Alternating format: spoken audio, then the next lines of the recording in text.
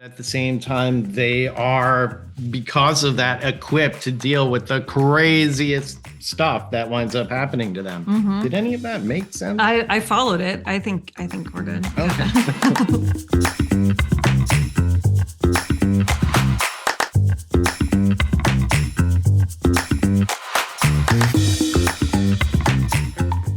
Weird paradox, because on the one hand, they're like the last people that should be trusted with the fate of the universe. But on the other hand, both of them are comic book nerds and they know the fictitious worlds in which they wind up having to navigate. So in a weird way, I feel that a lot of people that are into comic book culture, and I used to work in an actual comic book store in real life, there's something nice about the familiarity.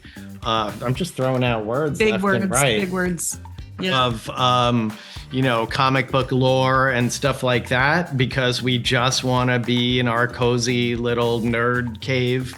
But at the same time, they are, because of that, equipped to deal with the craziest stuff that winds up happening to them. Mm-hmm. Did any of that make sense? I followed it. I think we're good. Okay. Yeah. Moving it to the center of the story, and now you're carrying the entire story. Does that make you a little nervous? Does it put a lot of weight on you? Where is the change from where you were before in Big Bang Theory to now? I think it's so exciting. I mean, I think, any actor wants that to happen, but you don't really know that it would or think that it would or something. So it's very exciting. But I think also one thing that I enjoy about it is that, like, thinking back to being on the Big Bang Theory, because I was, popping in just here and there, I had more nerves then than I do now. I feel I think that's when I'm playing a role in somebody else's world, I'm a little more nervous and want to achieve whatever they want to happen. And here, because we get to kind of be at the center of it, we can do it how we want to do it. And it's actually a lighter load somehow, even though it's way more work. Yeah, I totally agree. Even me, I was on the show a bunch, but I would still sometimes go months without being on the show. And it was always very weird. I'd be home eating cereal and the show would come on and be like, it's so weird that I'm on that show. But on this, working every day and just just being completely immersed in it, you never have to leave the zone. Mm-hmm.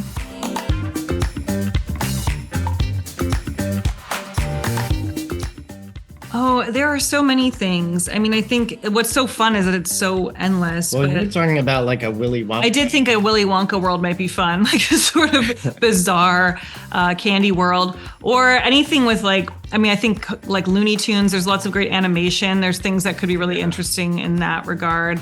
But really, anything, like we've talked about Wild West, like it feels like we could go anywhere.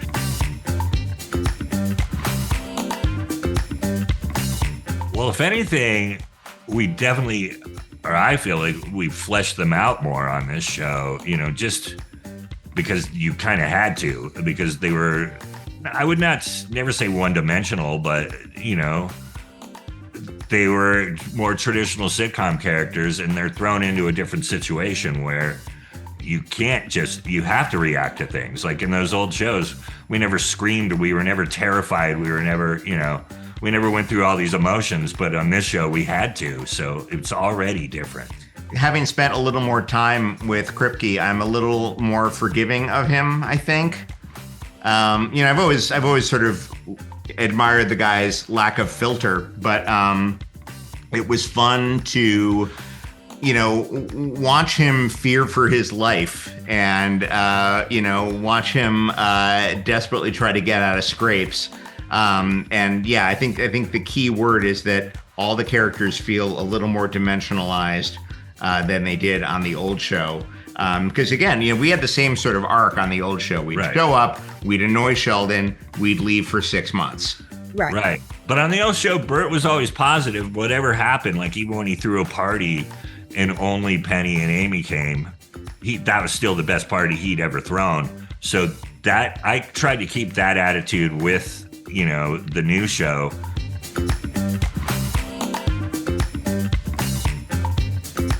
I don't think there were other ones that would have fit as well as us. I just feel like we were the right fit. I mean, the fact that we start with the comic shop, and having Stuart at the comic shop, that's the first thing you see. Well, other than me walking through the apocalyptic wasteland, I mean, that's what's going to draw Big Bang Theory fans back to it. It's going to feel familiar. You need some sort of familiarity to it. So I think Stuart's was also the biggest side character from the old show. He did more episodes way more than we did, but probably more than anybody else other than the main, 5 characters, 6, whatever it was on the original show. So he already is to me, the obvious guy. Then to have Denise, they had already set that relationships up, and that's his love interest. That's perfect. You need the dorky friend, that's happy to be there and positive and driving things forward. This guy, and you need the other side. You need the in-house antagonist. Yeah.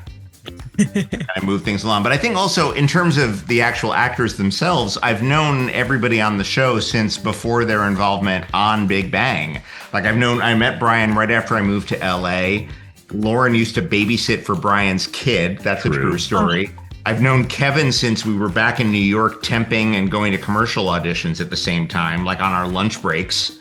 I've known Lauren through the improv scene. I mean, there's all these connections on. Yeah, Lauren does a podcast with 2 Mr. Show guys, so those guys are 2 of my old friends still. And so there's this whole thing. There was an in-house chemistry right out of the gate that was really, I hope comes across on screen.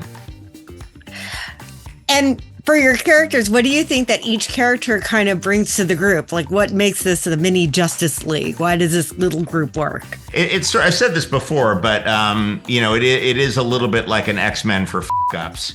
Yeah. I think I said that to you, actually. Yeah, so you did. So there is a kind of a fun, 4 very incompetent Doctor Who's running along, but still kind of trying to make it work anyway. Or a Scooby-Doo gang that never caught the bad guy. Yeah. Never put it together. No, obviously the guy who runs the haunted amusement park, but they never put it together. Nope, not once. It just keeps on going. Yeah.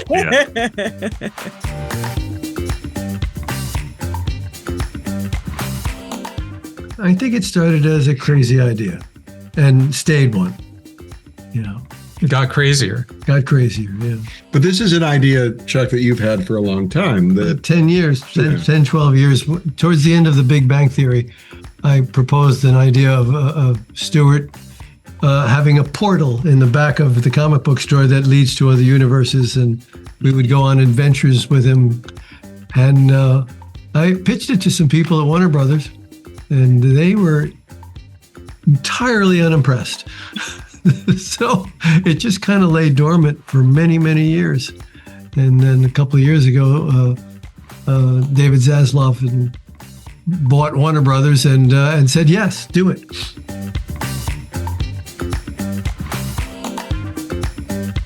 He's the worst choice imaginable.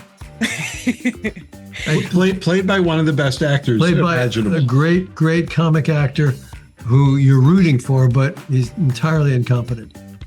He's a reluctant hero. He has the reluctance of Han Solo, but none of the skills.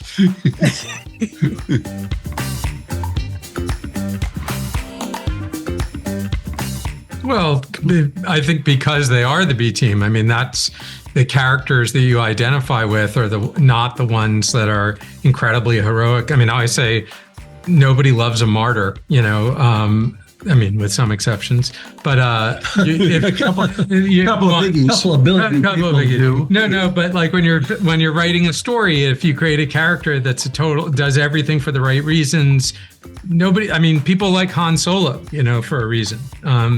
So I just think it's natural that, and particularly in a comedy, that you want characters who are underdogs, who are at the center of your story.